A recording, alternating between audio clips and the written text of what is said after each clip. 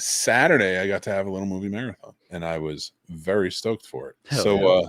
I was going to be on Popcorn and Pints that night, and we covered the movie Nighthawks from 1980 with Sylvester Stallone and Billy D. Williams, and Rutger Hauer as an awesome villain. And the second movie that we talked about was Red Heat with Schwarzenegger. Ooh. So I was really excited for it. So I started with Nighthawks in the morning. I like Nighthawks a lot. I think it's a really good buddy cop film before buddy cops became more comedic. You know, and there's like no real comedy in it at all. But but it is a very much a buddy cop formula type of movie. So I do think people should check it out. So I watched that, and I was like, oh, screw it. You know what? I started a movie the other day. I only made like 15 minutes in. I was like, I want to watch it, and it's Mel Gibson, 50 Cent, and who else is in it? I think there's other couple. The youngest daughter from 10 Things I Hate About You is in it. She plays a detective.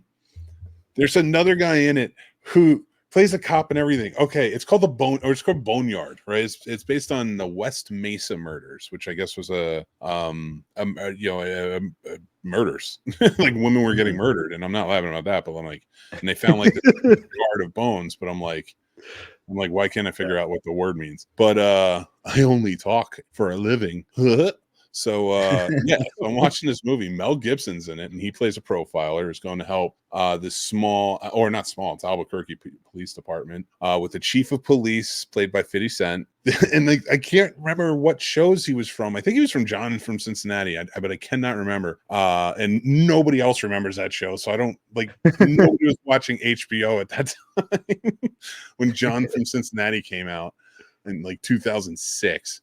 So with that, like, so I'm watching the movie, and it's just a wild ride, right? Because I didn't know what to expect, and the whole movie takes you in all these different like points of view, and then pays off on nothing. Like it says, "We got him," gives you the full payoff, everything's going, then they're like, "Gotta let him go." What? And they're just like, found more bodies. And then it just comes up with the scroll, and it's just like, the West Mesa murders were never solved.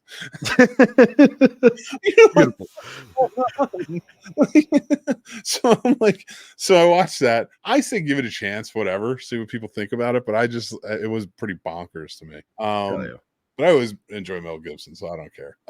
And then I watched Red Heat, the Schwarzenegger movie. And I was very overjoyed to figure out I love Walter Hill. I love Walter Hill movies. Streets of Fire is one of my favorite movies. The Warriors is one of my top 10 movies of all time. Walter Hill, another 48 hours and another 48 hours. Just really great director. And he does action so well. And I never knew that Red Heat was one of his. I saw it in the 80s, man. And then that wasn't one of my go-tos, you know, because it is a darker movie. But watching it at 42, I had so much fun with it. It's wild, it's different, but it was cool to watch. So then I continued my journey. I was like, I'm going to continue this journey. What else did I watch? I watched, God, I'm losing track of what I watched because I got so into talking about those movies again. What else? I watched a couple other movies. I watched Cruising, which is a wild movie. It's Al Pacino's in it. It's a William Friedkin movie. Really well done. Really well done. It's just a really wild movie. So it's about somebody going around killing gay men in New York City. So Al Pacino is a cop who goes undercover in the world and, you know, trying to catch this killer. So it's very wild. It's from 1980, I think. So I watched that. And then I put on Turner Classic Movies, which is my roundabout way of getting into my first topic tonight. The long way around, but I turn on Turner Classic Movies and Doubt is on. And oddly enough, we're not getting into that topic. I promise you, we're not getting into that topic. But I was watching Doubt, and I had only seen it the once when it first came out, so I was watching it again, and I was more technically watching it, right? Like watching the acting and watching Philip Seymour Hoffman and Meryl Streep just sparring against each other. It's so well done. So I really like the movie. And then right after is Kramer versus Kramer, which, if you know what Doubt's about and you know how much of a drama Doubt is, then you and I hope you know what Kramer versus Kramer is about. And so I watched that.